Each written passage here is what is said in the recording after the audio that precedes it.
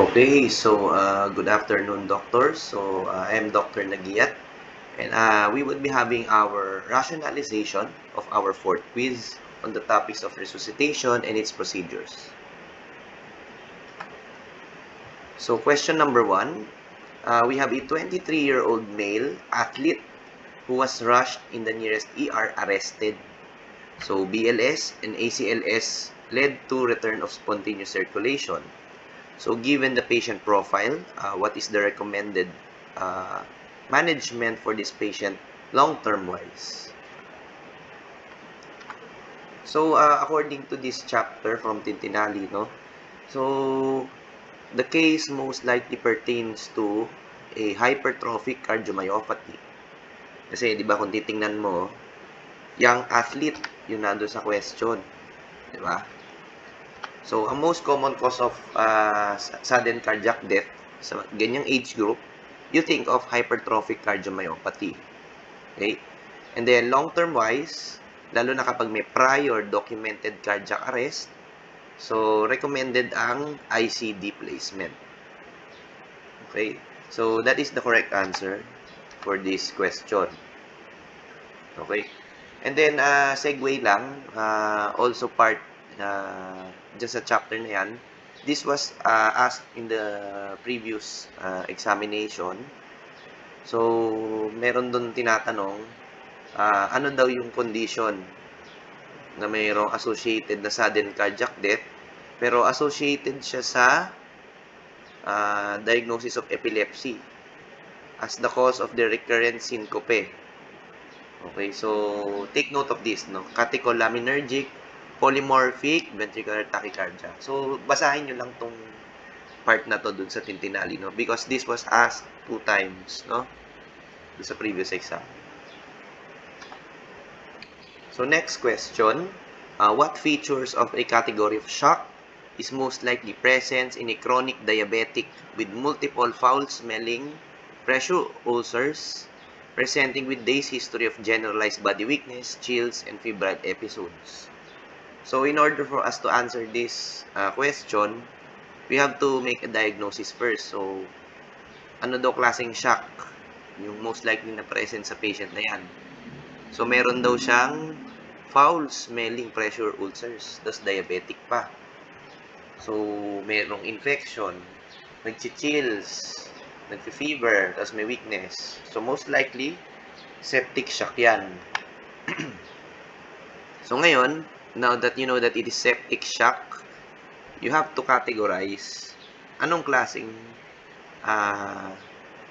anong type ng shock siya magfo-fall, no? Yung septic shock. Is it distributive, hypovolemic, cardiogenic, or obstructive? No? So, pag hindi mo alam or hindi mo naintindihan, it would be difficult for you to answer this question. So, septic shock falls under distributive, and it is characterized by decreased preload, decreased systemic vascular resistance, and mixed cardiac output. Okay? So, that is the correct answer. So, yan ha. Tandaan nyo, this is a 3-step question, no? So, more of, kailangan alam nyo yung pathophysiology, no? To answer this question. Okay, next. A 32-year-old female was rushed in the ER due to rashes and lump in the throat. Tapos, ito daw ay nagsimula after ingesting shrimp particles na allergic daw yung pasyente, which is not a first-line management.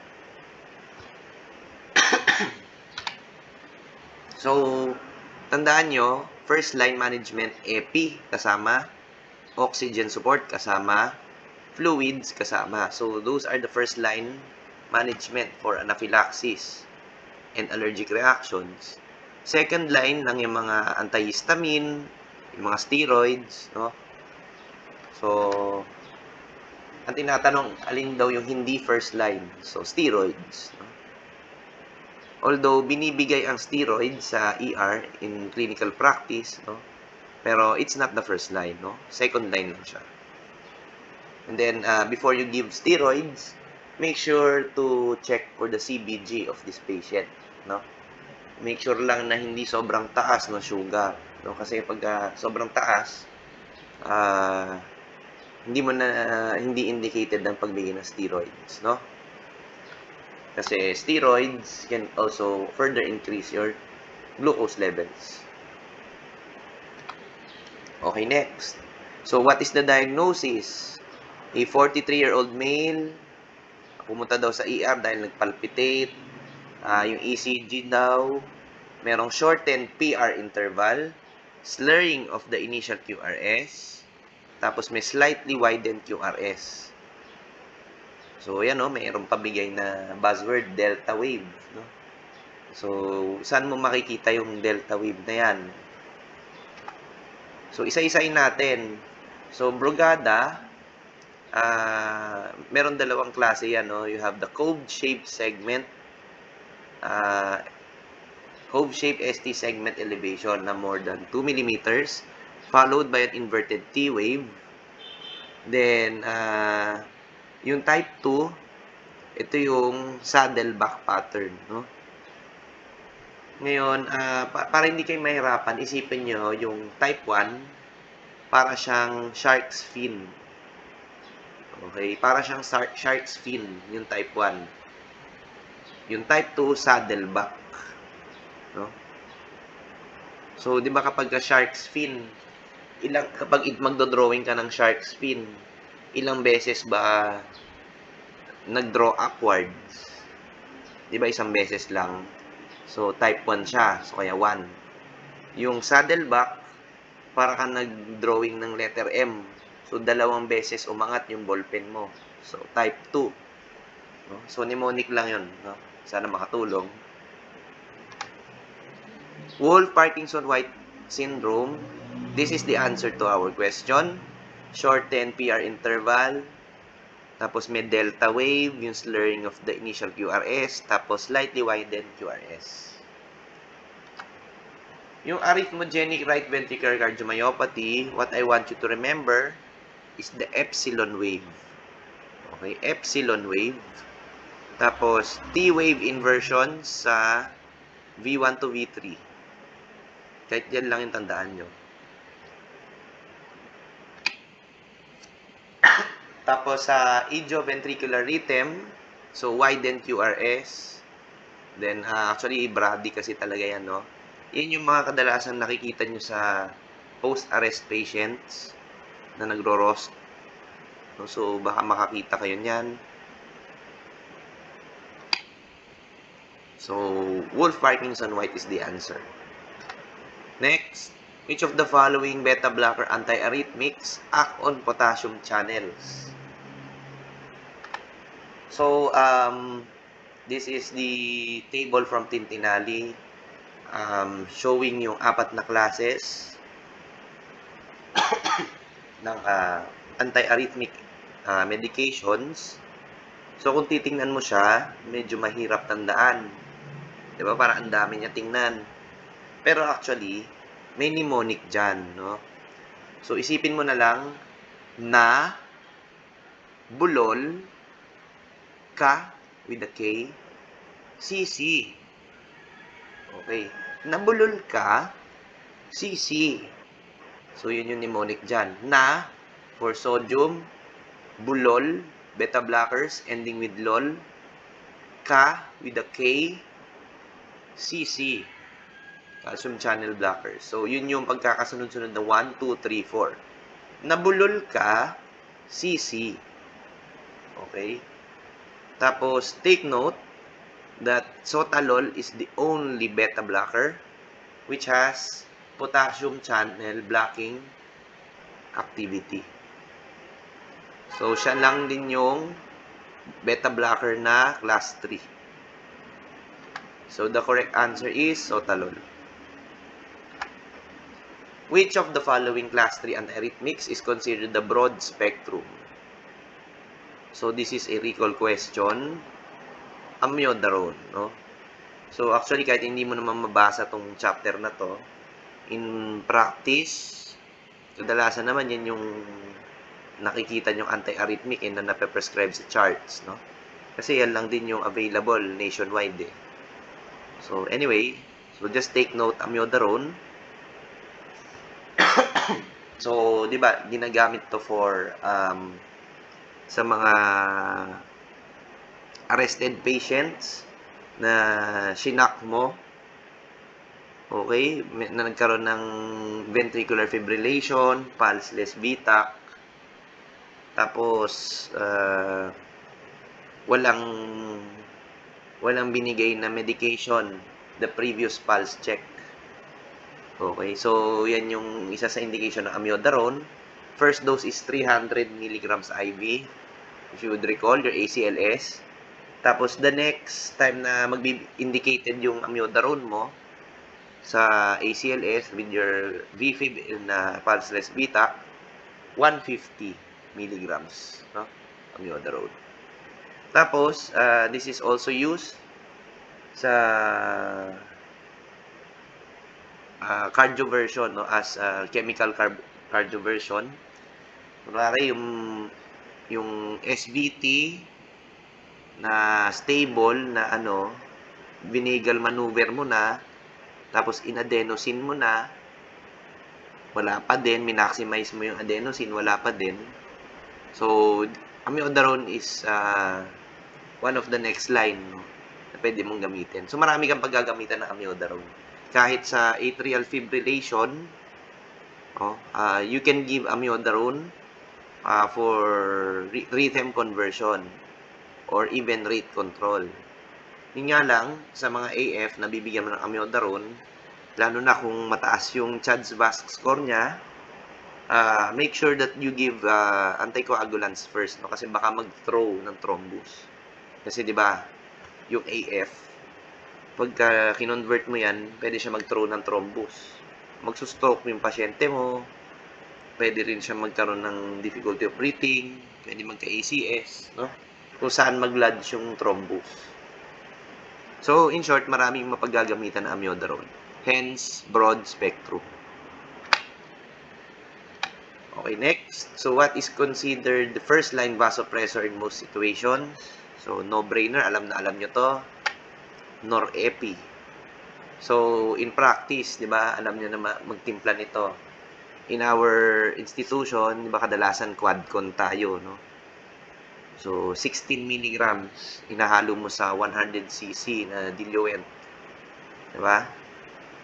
So, yan. Next, which of the following blood products has a role in the management of hereditary angioedema? So, sa hereditary angioedema, take note, no? Usually, ang binibigay natin dito is yung mga C1 esterase inhibitors, bradykinin 2 receptor antagonists, o kaya yung mga kallikrein inhibitor. But, if hindi available yung mga yan, you can give fresh frozen plasma. Okay, so yan yung sagot sa question natin. Fresh frozen plasma. Next, which of the following drugs is most commonly implicated in true allergic reactions? So, excuse me. Lahat yung mga yan, actually, pwede mag-cause ng allergic reactions sa ER, no? I personally had experience na during history taking, may mga pasyente akong allergic sa mga yan, no? Lalo na yung penicillins. Most common ang penicillins. So, according to Tintinali, yun yung most commonly implicated. So, penicillins. And then, I want you to take note na if you encounter a patient allergic sa penicillin, mga amoxiclav, amoxicillin, ganyan. May mga nakikita akong ibang residents or ibang doctors, they prescribe cefuroxime, yung mga cephalosporin. I would personally discourage you to do that, no? Kasi kung malasin ka, 10% risk na magkaroon ng anaphylaxis yung pasyente mo. Prescribean mo na lang siguro ng macrolide, no? Azithromycin, mas madali.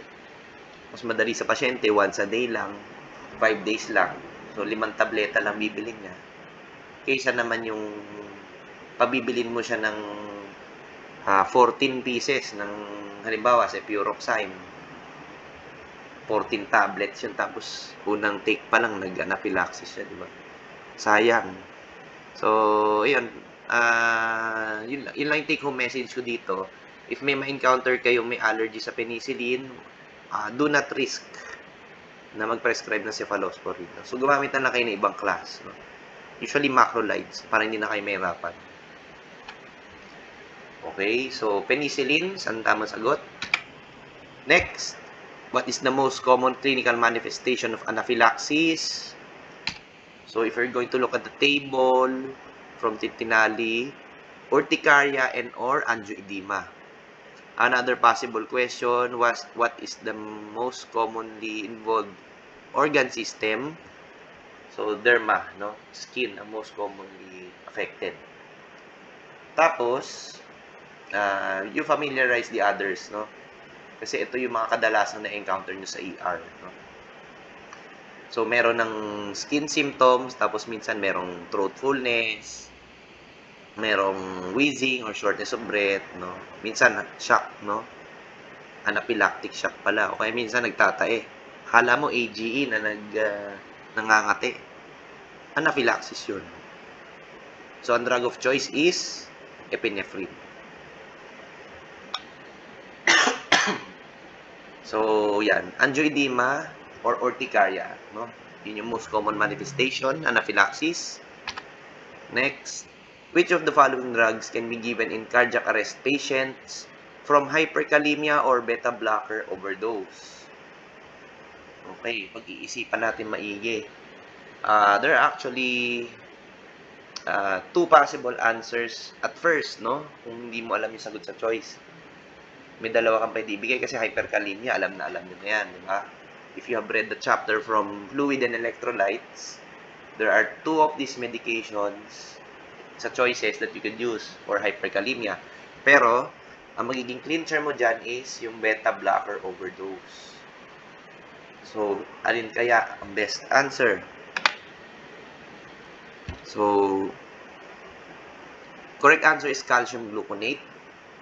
Tingnan nyo, beta blocker or calcium channel overdose.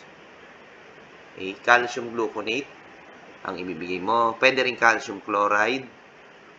Tapos, ang bicarb, hyperkalemia din siya. Okay. Pero, ginagamit ang sodium bicarb sa mga cyclic antidepressant overdose, no? O yung mga cocaine overdose. Atropine, ginagamit yan for symptomatic bradycardia. Okay? Alam nyo na yan. If you were to review your ACLS,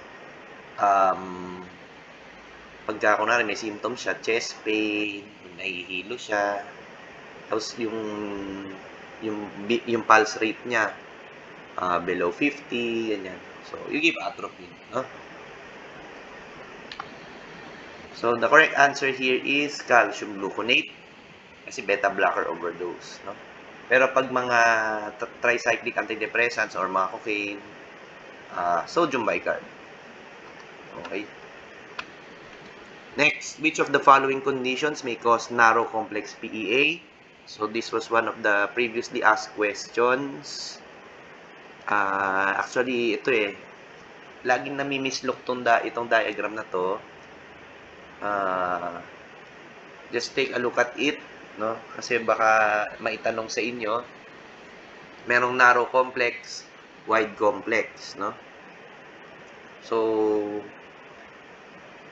para hindi kayo malito, di ba wide complex, di ba? So, malawak. Metabolic. Tandaan nyo lang, meta, no? If you're a gamer, kung mahilig ka maglaro ng games, you may have heard the term meta. Yung uso na strategy, di ba? Baka na-encounter niyo yan.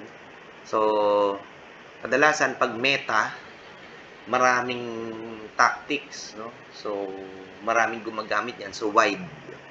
So, segue lang yun, no? Para lang makatulong sa pag-memorize.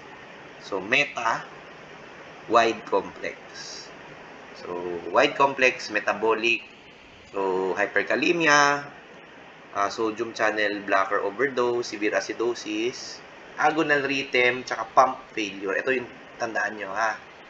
Agonal rhythm, pump failure. Huwag nyo ipagbabaliktad sa cardiac rupture. No? Kasi cardiac rupture, mechanical cause na yan. Mechanical cause na yan. Yung makikita mo na sa excuse me, yung mga pwede mo makita sa x-ray or sa imaging, no? So, yan yung narrow complex. Okay? So, next, what is the most common cause of septic shock in pregnancy? Excuse me. So, actually, bihira naman nangyayari to. Pero if it happens, according to Tintinali, it's pyelonephritis. Pero, you can also encounter cases na chorioamnionitis, no? Pneumonia, septic abortion, no? Pwede rin naman yan. Pero the most common is still pyelonephritis. Ngayon, pag tinanong kayo, saan nanggagaling mo yung pyelonephritis? From ascending infection. Kadalasan, may UTI yung pasyente.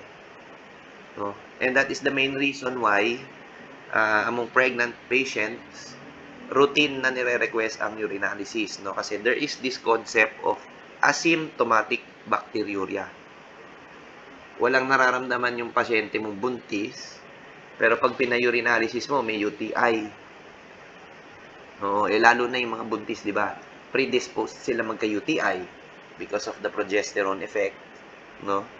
Tsaka yung compression effect pa ng fetus, ng bata, no? So, ngayon, pwede ka mag-predispose sa UTI, pwede magkaroon ng complication sa bata yan, and at the same time, pwede ding sa mother, umangat, magkaroon ng ascending infection. So, septic shock from pyelonephritis. Okay, so that's the correct answer. Which of the following is a potential adverse effect of targeted temperature management? So, tricky to. So, this was asked in the previous exam din. So, kaya ako nilagay dito para at least mapasadahan nyo. So, ito masasagot nyo naman to Brandy. Kasi, syempre, binabaan mo yung temperature, malamang babagal yung heart rate, di ba? Prolong ito, baka malito kayo, no? Prolong ba or shorten? Kadalasan naman, di ba, pagka Brady, pag nagbabasa kayo ng ECG na Brady, prolonged yung QT interval. Di ba, kadalasan ganun. So, para hindi na kayo malito, pagsamahin nyo na to, and then, coagulopathy with intrinsic pathway abnormality, PTT. Okay, hindi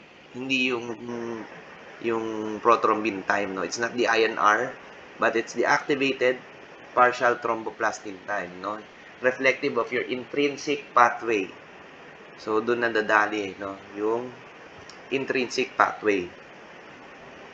Hypokalemia during cooling, hyperkalemia during rewarming, shivering. Okay? Then, pasadahan nyo na lang dito. Less common causes, non-sustained VTAC. No? Non-sustained VTAC. Yung may makikita kang tatlo na VTAC tapos magna-normal. Pwede yan. No? Significant bleeding, pwede yan. Kasi nga, nagkaroon ka ng intrinsic pathway defect from the coagulopathy dahil dyan. Tapos, skin injury and ulceration from surface cooling. Bihira, no? Kasi, pero pwede na yun kasi dahil sa vasoconstriction, di ba? So, mababawasan ng blood flow dun sa mga less essential sites, no? Kaya pwede rin magka-ulceration, skin injury, no? Yung mottling, no? Pwede yan. Okay, so the correct answer is hypokalemia when cooling. Next, which of the following induction agents would be logically beneficial for use in hypotensive? So, ano daw yung pwede mong magamit sa hypotensive? So, malamang, yung tinatanong dito, sino yung nakapagpataas ng BP. Okay, sino ba dyan? So, remember ketamine, no? Ketamine is the only induction agent that has sympathetic effects, pero tulog yung pasyente. Diba? Kakaiba siya, diba? Kasi, yung effects niya sympathetic, bronchodilation, tapos tataas yung BP, pero tulog. Diba? So, yun yung tandaan nyo. Dissociative amnesia. In rare cases, pwede rin magkaroon ng secretions. So, dapat ride yung suction mo. Okay, ketamine. No? Propofol, hypotension. Alam nyo na yan, no? Tapos, etomidate. Take note of myoclonus. Seizures. Yan, pwede yan sa etomidate. Okay? If you want to decrease yung intraocular pressure, beneficial ang etomidate. Okay? So, yan. If you want an anticonvulsant effect, then propofol. Okay? So, the correct answer here would be ketamine, no? Kasi siya lang yung nakapagpataas ng BP. Hence, beneficial sa hypotensive patients. Next. So, what is the drug of choice daw? Meron daw elderly na na-intubate. Pero ang ginamit na paralytic agent is succinylcholine. Few minutes later after giving succinylcholine, nagkaroon ng fever with muscle rigidity. So, anong sakit yan? So, that is malignant hyperthermia. So, what is the drug of choice for malignant hyperthermia? Dantrolene. Okay? So, just take note that you do not use succinylcholine in patients with pre-existing hyperkalemia, yung mga CKD, yung mga may myopathy, myasthenia gravis. No? So, take note, basta may mga muscular problem or kaya CKD, do not use succinylcholine, no?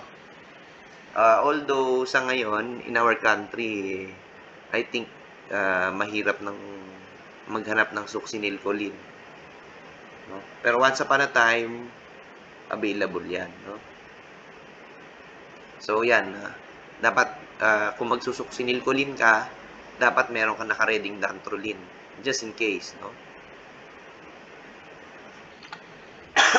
So, the correct answer is dantrolene.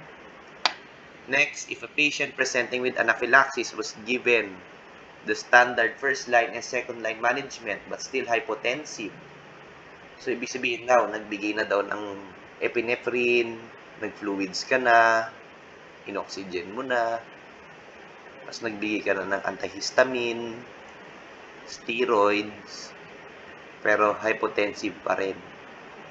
Ang nabanggit doon, metoprolol daw yung isa sa mga recent na ininom niya. So, excuse me. Ang tamang sagot dyan would be glucagon. Okay? Kasama siya sa treatment ng anaphylaxis, lalo na pagka naka-beta blockers yung pasyente with refractory hypotension, glucagon, no? Tapos, kung tanungin, pag may bronchospasm, these are your options. So, you have your beta-2 agonist, no? Salbutamol. Meron kayong LAMA, ipratropium, long-acting muscarinic antagonist. And then, yung Magsul, no? So, pwede yan.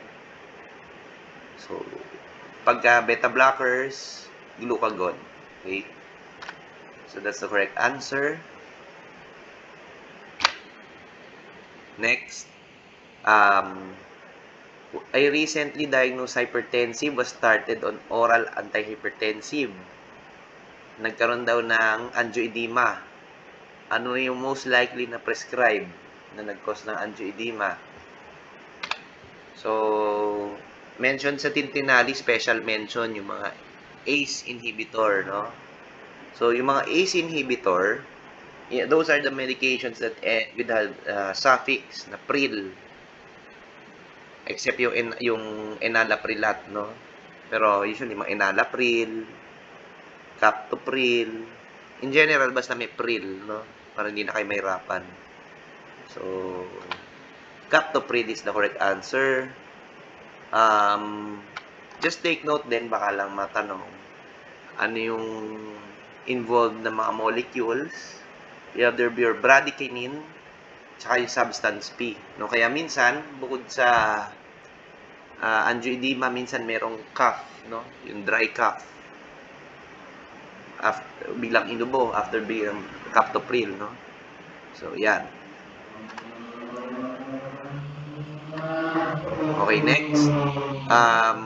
Renal tubular acidosis is one of the common causes of normal anion gap metabolic acidosis. So, which type is associated with hyperkalemia? So, this was lifted from this table. Tandaan nyo lang si 4, no? Siya yung hyperkalemia, no? Renal tubular acidosis type 4. Yung 1 and 2, hypokalemia. Down sila. Yung 4, up. Okay? So, correct answer is 4. Next.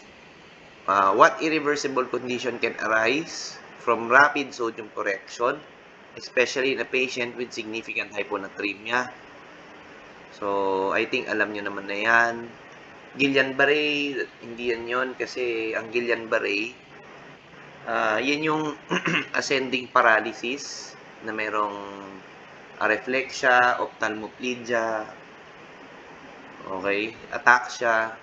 Usually may previous history of infection, no? So wala siyang kinalaman sa sodium. Osmotic demyelination syndrome is the correct answer. So naka-mention mismo sa Tintinali, dapat hindi ka lalagpas ng 6 milliequivalents per 24 hours na correction in high-risk patients. Or, hindi ka lalagpas ng 6 mecs per 24 hours sa low-risk patients, no? Pero for your clinical practice, sanayin nyo na lang na 6. Limitahan nyo na lang sa 6, no? Kasi, iba-iba rin kasi yung, depende rin yan sa attending physician, eh. Yung gusto nung iba, 8 to 10. Yung iba, 6 to 8. Yung iba, hanggang 12. Tapos minsan, kadalasan, nag-aaway-aaway yung nephro dyan sa neuro. Yung for example, yung melosis yung pasyente, severely dehydrated. Yung nephro, syempre, ayaw niya ma-dehydrate yung pasyente kasi lalo mapupush yung acute kidney injury, di ba? Kaso, pag medyo naging aggressive, magagalit naman yung neuro kasi nagkaroon ng ODS. So, yan. Mga common scenarios yan na baka ma-encounter nyo sa clinical practice nyo. So, sanayin nyo na lang na 6 para safe, no? Kasi kung kulang naman, bahala na yung attending physician magdagdag, no? Kaysa naman yung sobrahan mo, irreversible yan. Mahirap na. Diba? So dito, yan, naka-mention yan, more than 12. Pero there is another paragraph in Tintinali na specifically naka-bold yun na limitahan mo lang ng 6 milliequivalents per 24 hours, no? Sa mga high-risk patient, no? Pag hindi mo alam, consider them as high risk, no? So 6 na lang para sure. Okay? So yun, that's the correct answer, ODS. So that ends my rationalization. If you have any suggestions how to improve our learning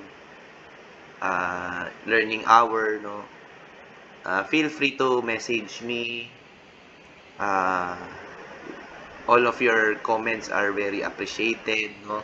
Huwag kayong mahiya, no? Okay. Anyway, I'm doing this for you. I'm trying my best to, ma-extract yung mga most likely yung matatanong, no? So, although I cannot guarantee, syempre, 100%.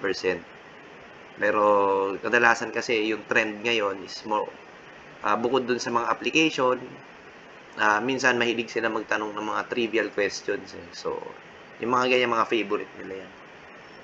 So, okay. You read this chapter again, if you have the time, yung tintinali nyo, pasadaan nyo yung mga naka-bold, mga paragraph, yung mga table, daanan nyo rin, kung may diagram, silipin nyo rin, no? Tapos, i-supplement nyo dito sa itong quiz na to, no? So that you get the maximum benefit. Okay? So, excuse me. So, so yun lang naman. That is all.